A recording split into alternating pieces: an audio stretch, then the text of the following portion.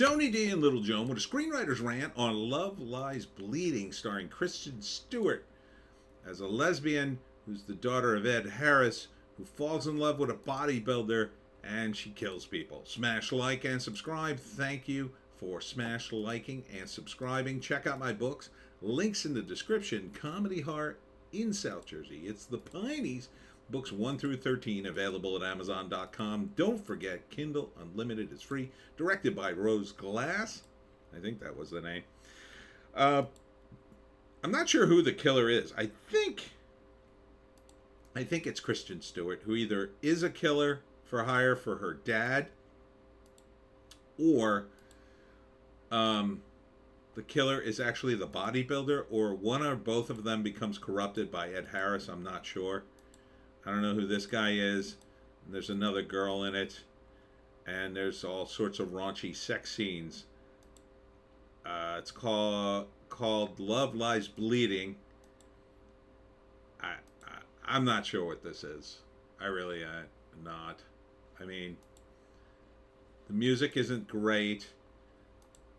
The chicks are, I mean, they're young, but they're not hot. I think like Kristen Stewart has the capability of looking good, but they're dressed. This is typical Hollywood. Get me the hottest actress we have.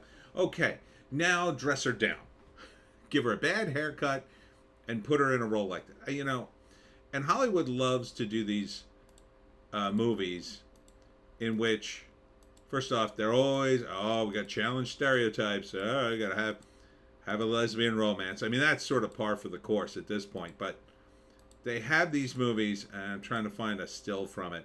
Like Ed Harris runs like a gun shop of some kind, and he runs like a Target area, and the bodybuilder girl goes to work there. I don't know if she is clued in on what's going on, because she seems kind of like an innocent waif. But they have like this big shooting range, but the way they portray it is like, you know, the actor playing one of the guys who's there all the time is like, oh, we get a lot of foreigners here. Because see, it's always like, oh, see, they're a bunch of rednecks and they fire guns and they're kind of racist and they don't like foreigners. Like, that's always the tone.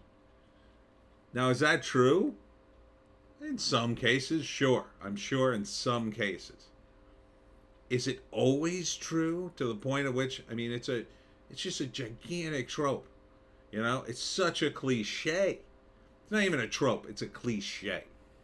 You know, oh, southern redneck, likes guns, a little bit racist, blah, blah, blah, blah, blah. Can you not show us any other kind of character in that realm? Hollywood. So I guess they're challenging beauty stereotypes and blah blah blah. I don't know. The movie kind of, I mean, it's kind of a love story between Kristen Stewart and the bodybuilder girl, which is fine, I guess. I guess that could be a movie. Ed Harris being a sleazeball, but it doesn't really focus on what's at stake here. Again, what's at stake? Why does she betray her own father for this girl? Is she a hit man, hit woman, whatever?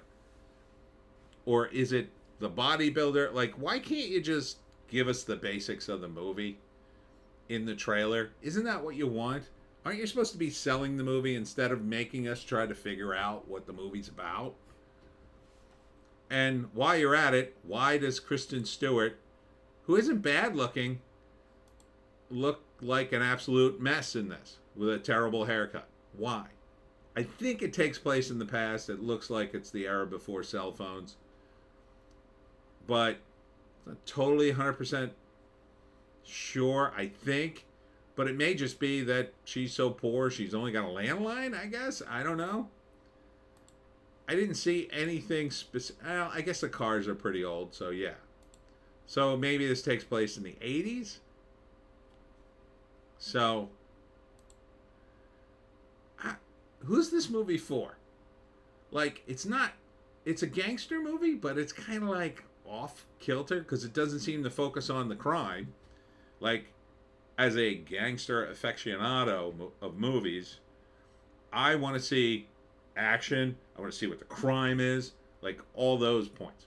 That's kind of there, but it's not really specific to the movie. The focus is on the love story. Okay, so maybe it's a love story. So what do people want to see in a love story? Well, typically they want to see two beautiful protagonists fall in love. They're sort of beautiful, right? I mean, they're youngish, but they're sort of uglying them up. Then you got 80s movies. This movie, I guess, takes place in the 80s. Make it show us the 80s like we like to see in movies, right? The music's kind of 80s. The look is kind of 80s. I only just figured it out just looking at the clips again. You know, why are you hiding everything? Why not just start the trailer 1986? Oh, okay. Even if that's just in the trailer, right? Voiceover. Again, voiceovers. Voiceovers are usually a big no-no in movies, but in a trailer, you've only got 2 minutes to sell us on the film. Sell us. Show us what's at stake here. Give us what the movie's about. Don't make it like most people aren't. They're just gonna watch the trailer and go, or yay, yay, bodybuilder, lesbian. You know, for what appeal that has. So, first act, I think she works for her dad, killing people. I'm not sure. It may be the bodybuilder girl. Along the way, she meets bodybuilder girl, falls in love with her, and they end up betraying Ed Harris somehow because he's a criminal. The FBI's after him, so they betray him. Ed Harris comes after them, maybe send some guys, and they kill him. And then, I don't know, could end either way. It looks like Ed Harris gets it at the end. Maybe they survive, or they go to jail, or they both die. Kind of Thelma and Louise deal. I mean, I don't want to know the ending in the trailer. I just want to know what's at stake. So, I guess it's, you know, the love and freedom, and it doesn't even look like the bodybuilder girl necessarily loves her. They have sex. For what's that's worth, I don't know. I mean, it's called Love Lies Bleeding. Okay, so here's the write-up. A romance fueled by ego, desire, and the American dream. All right, that's better. Okay, so it's not focused on the crime. So it's focused on the desire. So maybe, judging by that, Kristen Stewart is a criminal, but she falls in love with the bodybuilder girl and completely corrupts her. That could be good. That could be good.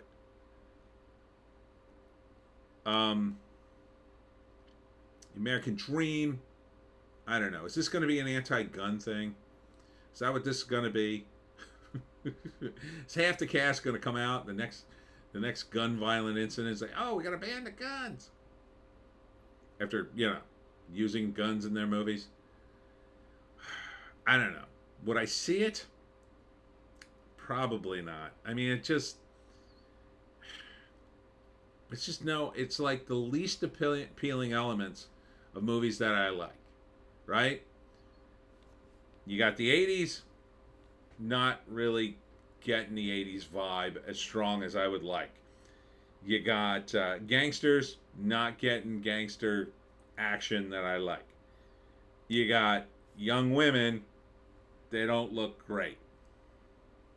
So, what's left? Ed Harris? He's a pretty good actor. He's kind of got a cool look in this, but I don't know. It's not about him. He's not the main character. Kristen Stewart is. She is a good actress. Decent. But she was also in Charlie's Angels. So how well is her picking projects? Not great. I mean, I gotta admire she's not trying to do these movies where she looks good, but another 10 years, she ain't going to be able to look that good anymore. So why not do those movies while you can? You know, isn't it possible to do a movie about a romance where you look good and it's good? I don't know. Um, who's this for? I always ask that question. Who's this for? I'm not sure who this is for. So for people who like romances, I think it's a tiny window. I think it's a really tiny window because people who like romances like romance. Like at least if it was comedic, like True Romance. Oh yeah, sure. I love True Romance. That's one of the best movies ever. Um, if you did like a lesbian version of True Romance, sign me up. Be light music, crazy times. But this just, you know, it looks like it's dreary. Uh, you know, the music kind of kills it. I mean, I guess it's 80s music, but it's not good 80s music in my view. Don't recognize the song off the top of my head. Maybe it's original. It's meant to sound like 80s music. I don't know. So, not great.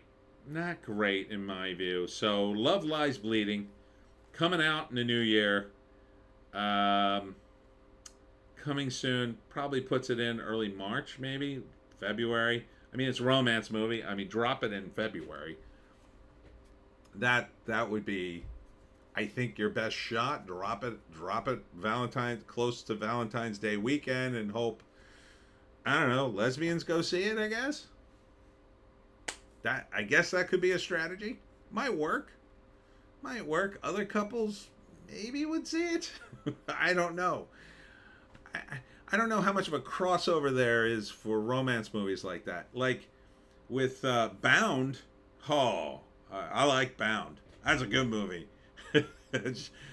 Gina Gershon and Meg Tilly, if you haven't seen it, and they're kind of in a romance together, but they're both hot in that movie.